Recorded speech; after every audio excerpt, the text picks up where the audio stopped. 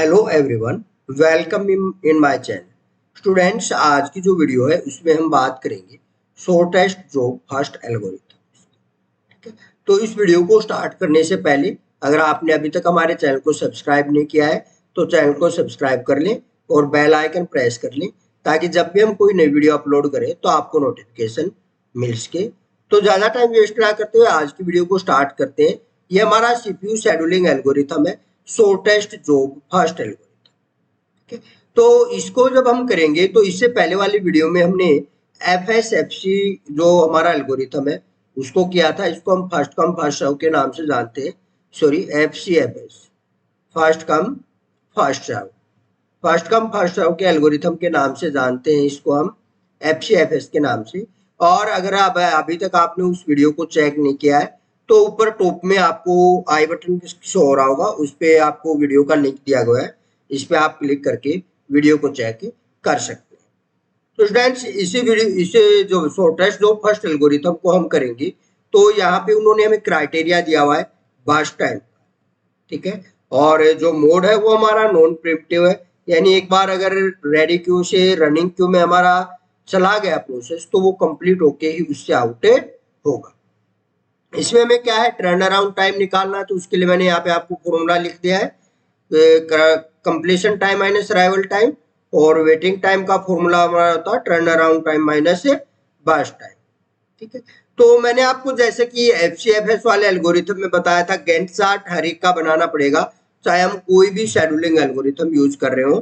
तो सबसे पहले हमने क्या कर दिया, कोई भी है हम जीरो से स्टार्ट करते तो जीरो लिख दिया, और हम देखेंगे जीरो नंबर पे कोई प्रोसेस अराइव हुआ है तो हम देख पा रहे हैं यहाँ पे आप देखिए कोई भी जीरो नंबर से प्रोसेस स्टार्ट नहीं हो रहा है। तो जीरो से वन तक हमारा क्या रहेगा, आइडियल रहेगा सीपीयू। ठीक है, क्या रहेगा, आइडियल।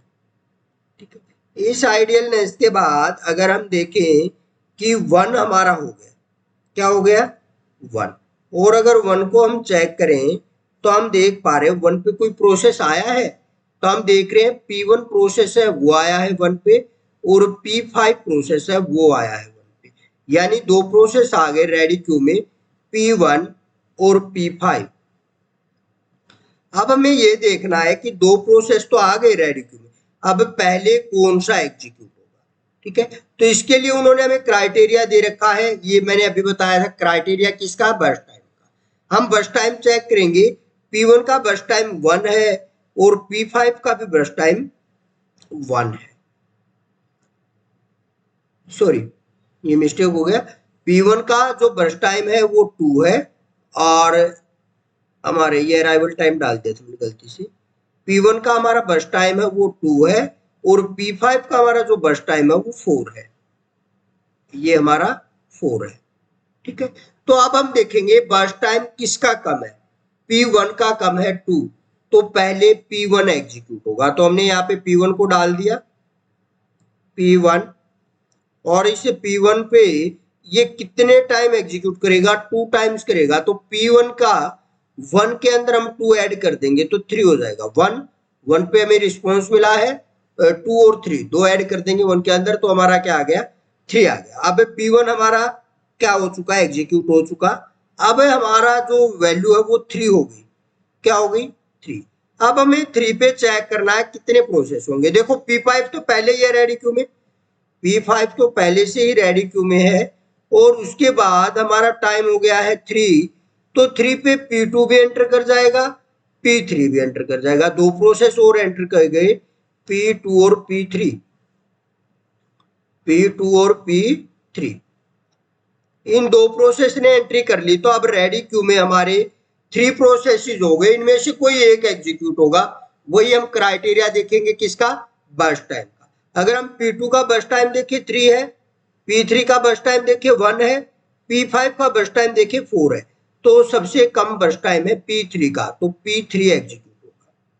कौन एग्जीक्यूट होगा, P3, और P3 कितने स्टेप एग्जीक्यूट होगा, 1 स्टेप होगा, तो 3 से क्या हो जाएगा, 3 में 1 ऐड हो जाएगा, 4। अब हमारा P3 भी एग्जीक्यूट हो चुका, अब हमारी वैल्यू हो गई 4, तो जैसे ही वैल्यू 4 होगी एक प्रोसेस और एंट्री कर जाएगा P4। जब P4 ने एंट्री कर ली तो हमारे पास फिर से रेडी क्यू में 3 प्रोसेस हो गए, P5, P2 और P4। अब P2, P4 और P5 तीनों का बर्स्ट टाइम देखते हैं। P2 का भी 3 है, P4 का भी 3 है, P5 का 4 है। तो 4 तो बाद में एग्जीक्यूट होगा, लेकिन हम देख रहे हैं P2 और P4 दोनों का बर्स्ट टाइम सेम है, तो आप पहले एग्जीक्यूट करो। तो अगर आपका बर्स्ट टाइम सेम आ गया तो आप अराइवल टाइम चेक करेंगे। P2 का अराइवल टाइम 3 है और P4 का अराइवल टाइम 4 है। तो जिसका अराइवल टाइम पहले उसको पहले एग्जीक्यूट करेंगे। तो इसमें P2 पहले एग्जीक्यूट होगा। कौन एग्जीक्यूट होगा पहले? P2 का अराइवल टाइम पहले, तो P2 एग्जीक्यूट होगा। और इसमें हम क्या कर देंगे, इंसर्ट P2 3 टाइम्स एग्जीक्यूट होगा, तो 4 के अंदर 3 ऐड होगा तो 7 हो जाएगा। ओके। हाँ, अगर आपका आ जाए कि अराइवल टाइम भी यहाँ पे सपोज कीजिए 3 होता, क्या होता 3, तो हम प्रोसेस आईडी पे आ जाते। इसकी प्रोसेस आईडी 2 है, इसकी प्रोसेस आईडी 4 है, तो पहले प्रोसेस आईडी 2 वाला एग्जीक्यूट होता है। ठीक है। एक इनडायरेक्ट वे में हम कह सकते हैं, यहाँ पे FCFS लग रहा है, जो पहले आया वो पहले एग्जीक्यूट हो जाएगा, जो बाद में आया वो बाद में एग्जीक्यूट हो जाएगा। इसके बाद P2 के बाद हमारा एग्जीक्यूट होगा P4। अभी हमने चेक किया था, पहले P2 और P4 में से एक हुआ, P2 हुआ, फिर P4 होगा, और P4 हमारा 3 टाइम्स आएगा, तो 7 के अंदर 3 ऐड हो गया 10। फिर हम आगे देख रहे हैं, हमारा P4 भी एग्जीक्यूट हो गया, P2 भी एग्जीक्यूट हो चुका, बचा कौन? P5। तो P5 भी एग्जीक्यूट हो जाएगा। फिर P5, और इस P5 को जब एग्जीक्यूट करेंगे तो ये 4 टाइम्स होगा, तो 10 के अंदर 4 ऐड करेंगे तो क्या हो जाएगा 14।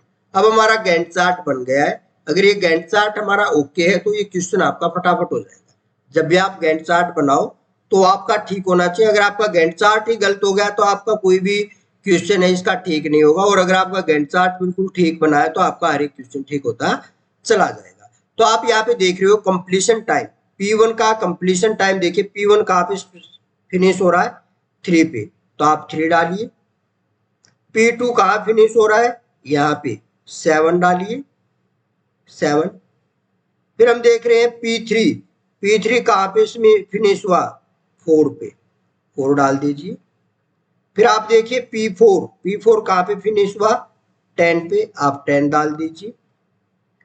फिर आप देखेंगे P5 कहाँ पे फिनिश हुआ 14 पे, तो आप क्या डाल देंगे 14। तो अब हमारा कंप्लीशन टाइम अगर निकल गया तो हम टर्न अराउंड टाइम निकाल सकते हैं, क्योंकि टर्न अराउंड टाइम का फॉर्मूला यहाँ पे ऊपर मैंने लिखा हुआ है, completion time minus arrival time. तो कंप्लीशन टाइम हमारा 3 है, अराइवल टाइम 1 है, तो 3 में से 1 माइनस करेंगे तो क्या आ जाएगा 2। फिर हमारा कंप्लीशन टाइम 7 है, अराइवल टाइम 3 है, 7 में से 3 माइनस करेंगे तो क्या आ जाएगा 4। फिर हमारा कंप्लीशन टाइम 4 है, अराइवल टाइम 2 है, 4 में से 2 माइनस करेंगे तो क्या आ जाएगा 2। फिर हमारा कंप्लीशन टाइम 10 है, अराइवल टाइम 4 है, 10 में से 4 माइनस करेंगे तो क्या आ जाएगा हमारा 6। फिर हमारा कंप्लीशन टाइम 14 है, अराइवल टाइम 1 है, तो हमारा क्या आ जाएगा यहाँ पे 13। ये हमारा टर्न अराउंड टाइम निकल गया। अगर हमारे पास टर्न अराउंड टाइम है तो हम वेटिंग टाइम भी इजिली निकाल सकते हैं। टर्न अराउंड टाइम में से बर्स्ट टाइम माइनस कर देंगे। टर्न अराउंड टाइम 2 है, बर्स्ट टाइम भी 2 है, तो 2 माइनस 2 0। टर्न अराउंड टाइम 4 है, बर्स्ट टाइम 3 है, 4 माइनस 3 1। टर्न अराउंड टाइम 2 है, बर्स्ट टाइम 1 है, 2 माइनस 1 1। और टर्न अराउंड टाइम 6 है, बर्स्ट टाइम 3 है, 6 माइनस 3 3। और इसमें टर्न अराउंड टाइम 13 है, बर्स्ट टाइम 4 है, 13 माइनस 4 9। ठीक है। और जब भी आपके पास प्रिमिटिव एल्गोरिथम है तो आप रिस्पॉन्स टाइम भी वही डालोगे जो आपका वेटिंग टाइम है, ये हमेशा इक्वल आता है प्रिमिटिव नॉन प्रिमिटिव के केस में। अगर प्रिमिटिव है तो ये डिफरेंट हो सकता है। ठीक है। तो अगर मैं आपको दिखाऊं कि रिस्पॉन्स टाइम निकलेगा कैसे, ये तो मैंने बता दिया, वेटिंग टाइम और रिस्पॉन्स टाइम सेम रहेगा अगर हम यूज करें नॉन प्रिमिटिव एल्गोरिथम। ठीक है, क्योंकि इसमें स्विचिंग होती नहीं है, तो उसका एक बार जब वो एंट्री कर जाता है तो रिस्पॉन्स उसी टाइम मिल जाता है उसको। तो अब इसका अगर हम देखें 01139 हमारा हो गया है, ठीक है। तो अगर हम देखें कि रिस्पॉन्स टाइम कैसे निकलेगा, तो हम देखेंगे सबसे पहले हमारा प्रोसेस P1 है। P1 को रिस्पॉन्स कब मिला, तो P1 को रिस्पॉन्स जहां से P1 स्टार्ट हुआ है 1 से, तो 1 पे रिस्पॉन्स मिला और अराइवल टाइम भी उसका 1 ही है, तो 1 - 1 0। ऐसे ही P2 को कब मिला प्रोसेस 4 पे, कब मिला 4 पे, और अराइवल कब हुआ 3 पे, 4 - 3 1। फिर P3 की अगर बात करें तो P3 को प्रोसेस मिला 3 पे, आया कब 2 पे, 3 - 2 1। और फिर अगर P4 की बात करें तो P4 को प्रोसेस मिला 7 पे और आया कब था 4 पे, 7 - 4 3। और फिर अगर हम P5 की बात करें, P5 को प्रोसेस मिला 10 पे और आया कब था 1 पे, तो 10 - 1 9। तो इस तरह करके हम इनके अलग अलग टाइम निकाल सकते हैं। बस गैंट चार्ट बनाना सीख लीजिए, इजी सा। और गैंट चार्ट अगर आपका बन गया तो आप इस क्वेश्चन को इजीली सॉल्व कर दोगे। इसमें इससे ज्यादा कोई भी क्वेश्चन नहीं बनता है, ठीक है। इसी टाइप से हमारा अगर इक्वल बस टाइम आ जाता है, इक्वल अराइव टाइम आ जाता है, तो हम प्रोसेस आईडी देख सकते हैं या हम FCFS का यूज कर सकते हैं। लेकिन बस टाइम सेम आ गया तो हम अराइवल टाइम चेक करेंगे, और अराइवल टाइम भी अगर सेम है तो फिर हम प्रोसेस की आईडी चेक करेंगे और इसके अकॉर्डिंग इसको सोल्व आउट करेंगे। तो अभी तक अगर आपको वीडियो अच्छी लगी है तो इसको लाइक कर दें, बेल आइकन प्रेस कर लें, सब्सक्राइब कर लें चैनल को, और अपने फ्रेंड्स के साथ जरूर से जरूर शेयर करें। Thank you.